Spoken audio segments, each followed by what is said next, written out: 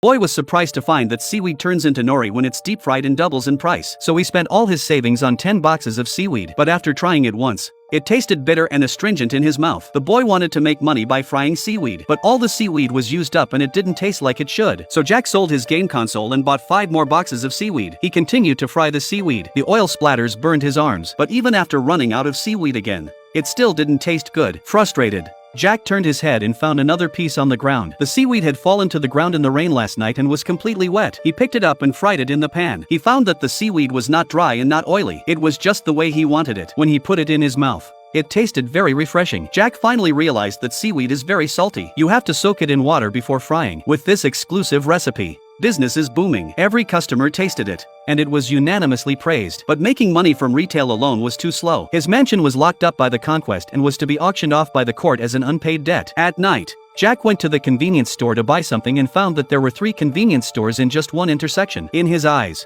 this was an opportunity. So as soon as the sun came up, he put on his dad's old suit. He went to the manager of the convenience store group of companies to sell his seaweed, but the manager rejected it because Jack's seaweed did not meet the core concept of convenience stores in terms of packaging size and price. He didn't even give him a chance to try the seaweed before ending the meeting, so he immediately went to a design company and asked the boss to redesign the packaging. The next day, he went back to the head office with a new box of seaweed. The receptionist said the manager was in a meeting, so Jack sat down and waited. He waited all day, until Jack realized that the manager wasn't in a meeting but was deliberately avoiding him. Furious, Jack gave all the seaweed to the security guard. He was determined not to start his own business again. But one day, an employee took a few packets of seaweed to work. When he opened them, he didn't realize they were so addictive. Every time he ate it, he instinctively licked his fingers clean. One person's joy was soon shared with more colleagues. Soon after, Jack was invited to the company by the manager. He promised that in a month's time, Jack's products would be stocked in 72,000 supermarkets nationwide. But in the meantime, they would conduct a hygiene inspection at Jack's factory. Jack was horrified. There was nothing in the house but pots and pans,